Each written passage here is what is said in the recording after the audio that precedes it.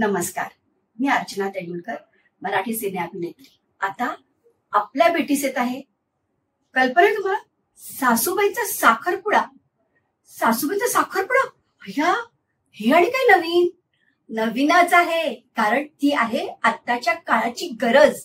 गरज म्हणजे पूर्वी एकत्र कुटुंब होती ना, सगळे एकमेकांना साथ द्यायची, एकत्र राहायचे. पण आता काय झालंय, सगळेजण एकटे पडलेत.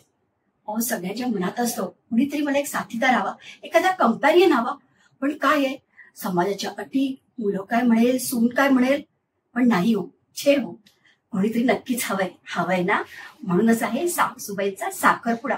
मुलं असतात परदेशात आपापल्या कामात व्यापत, मग त्या स्त्रीने काय करायचं, कोणीतरी हवंय आपल्या कंपनीसाठी.